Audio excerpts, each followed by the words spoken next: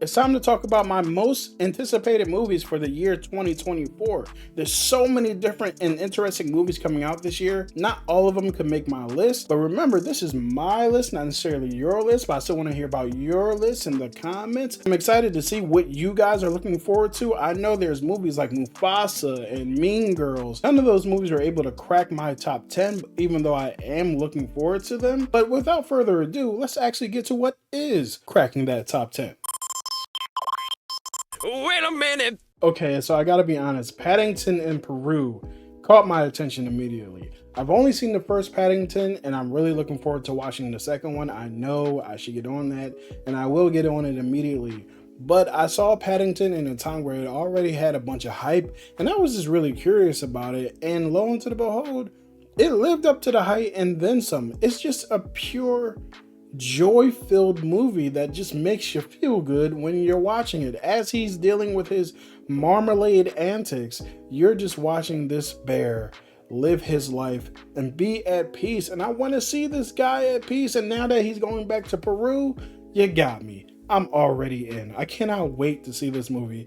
But I should watch the second one first. Beetlejuice 2 is a movie I'm really interested in. Whenever you have sequels that go on from this long, from the time the original comes out to the time that the new one is being presented, it can be a little dicey as to whether or not that project's going to turn out well, especially with the gap in time. Looking at you coming to America.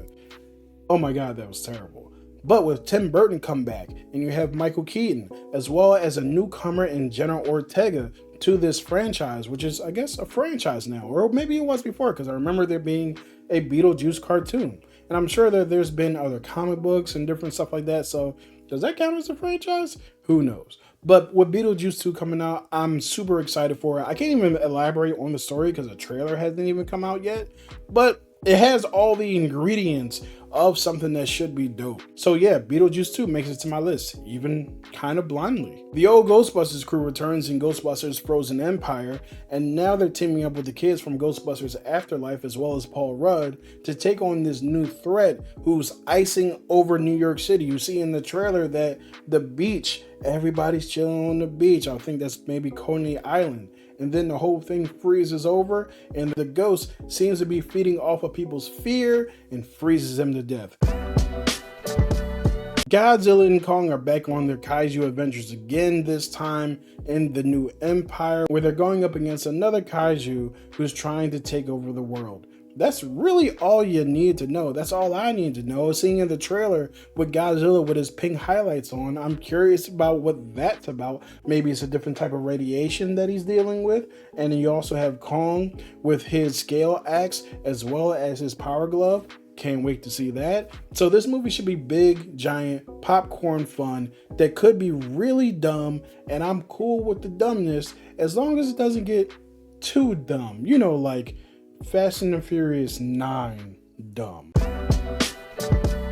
Kung Fu Panda 4 looks really interesting. If you've seen the trailer, you'll notice that most of the main crew is not a part of the proceedings, and I'm really interested in seeing what they're going to do without them. You have Jack Black's character of Po, who's training up a new Dragon Warrior, Dragon Master, in order to take over for him after he gets those orders from his former master. So I'm really interested in seeing where they go with this. And then you also have amazing talents like Viola Davis and Ke Huy Quan and Awkwafina joining the voice cast. I mean, how star-studded could you get behind the voices of these new characters? Hopefully a trilogy, which I consider to be one of the most underrated trilogies that we've gotten past the year 2000, continues its great track record of amazing movies.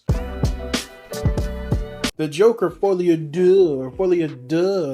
something with Joaquin Phoenix as well as Lady Gaga in a sequel to the original Joker movie that is now a musical, which is a very interesting concept. I love the fact that originally they were saying, no, we're not going to do a sequel. The studio was like, yeah, that movie made a lot of money, so y'all better make a sequel. And then they're like, well, we really don't want to, but if we're going to, you guys let us do whatever the hell we want to do? It's like, yeah, of course, you guys killed it with the first one. All right, cool. And then later on, they find out it's a musical, and the studio's like, okay, if you're going to do a musical, Lady Gaga is definitely the way to go. She can sing her behind off. And also, she is a great fit for that Harley Quinn that she's portraying. She's not portraying the comic accurate Harley Quinn, which actually came from the animated TV show. So we guess we can't argue about comic accuracy when we're talking about Harley Quinn. You can pretty much do whatever you want with her. So I'm really looking forward to seeing what they do. At the end of the first Joker, I thought that he was making up in his mind a joke that he was telling to the person who was in the mental institution that he was in before he killed that person. And that everything that happened with Robert De Niro was that weird fantasy of his beautiful, dark, twisted fantasy. But apparently not. So let's figure out what the hell is going on. Or maybe it's another beautiful, dark, twisted fantasy that he's having, and I don't know. We'll find out though. Deadpool 3 is going to be coming out in the middle of July, I believe, and I'm really looking forward to seeing Hugh Jackman coming back as Wolverine, as well as Ryan Reynolds reprising his titular role at this point as Deadpool, Wade Wilson. But then we also hear that Jennifer Garner's coming back as Elektra. Did I like the Elektra movie? I actually like it a little bit more than other people, but that's neither here nor there. Either way, this is pretty much the only MCU movie that's going to be in theaters this year. So of course, I'm curious to see what their only output will turn out to be. I don't know why I'm rhyming. That wasn't planned.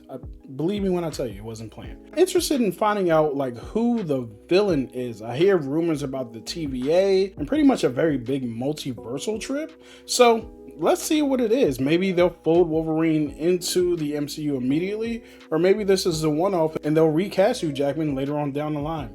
Who knows? But we'll find out in July, and that's why I'm anticipating it.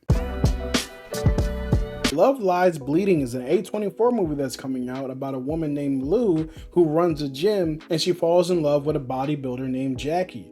And they're all up in the mix, they're having their romance together, and then bam, Lou's father, who runs a criminal organization, somehow gets them pulled into his BS, and now they're on a road trip trying to avoid getting killed and potentially killing others. The father is played by Ed Harris, who was awesome. Lou is played by Kristen Stewart, who gets a bad rap. She's actually a good actress. You gotta check her out. Watch out. Chill out. She's alright. I can't wait to see this movie. It's A24. It's right up my alley.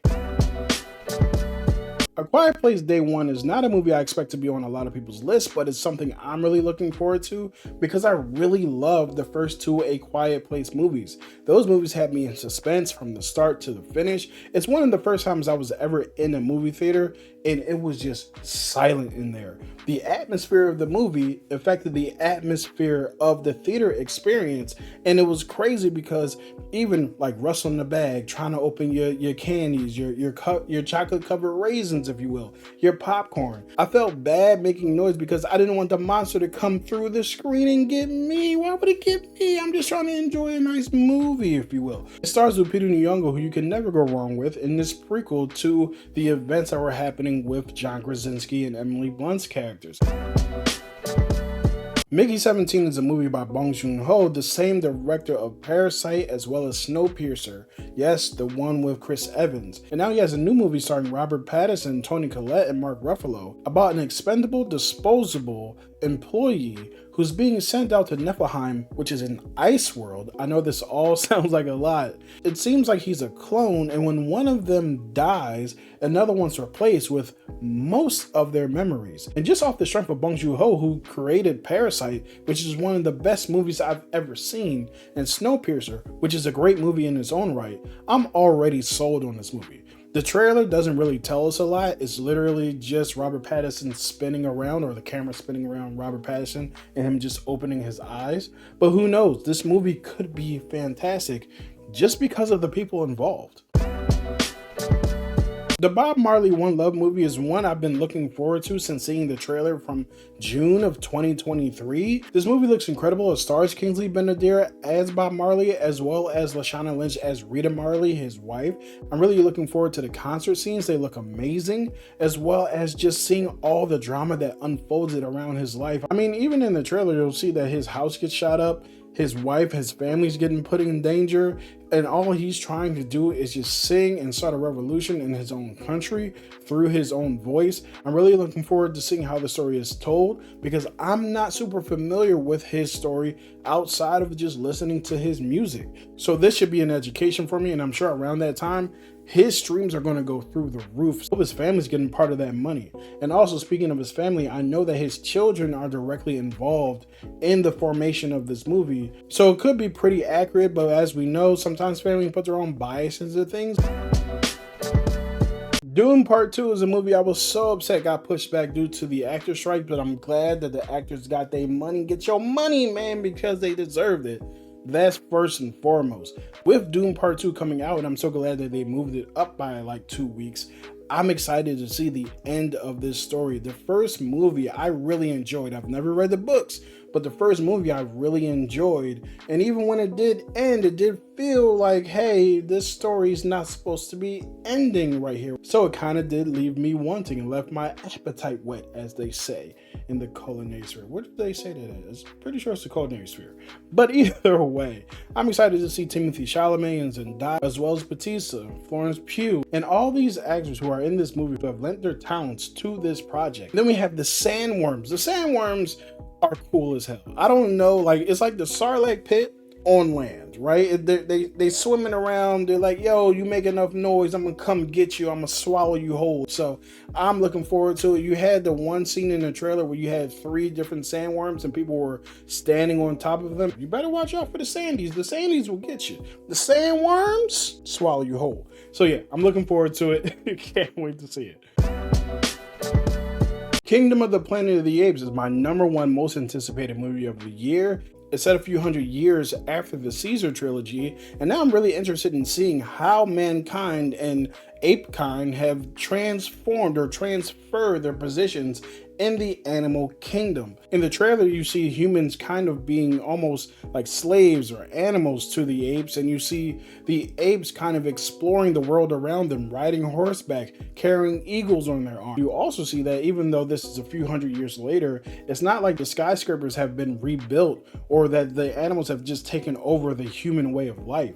They're still making their own way as they rule this planet now. With this being a new start of a trilogy, I'm assuming to one of the most underrated trilogies of the 2010s, or any trilogies post the year 2000. I'm really interested in seeing what the next step in this story is. Do they praise Caesar? Do they worship Caesar? Are we just taking a trail all the way back to the original movie? Who knows, but I'm really interested in seeing it, and it's my most anticipated movie of the year 2024.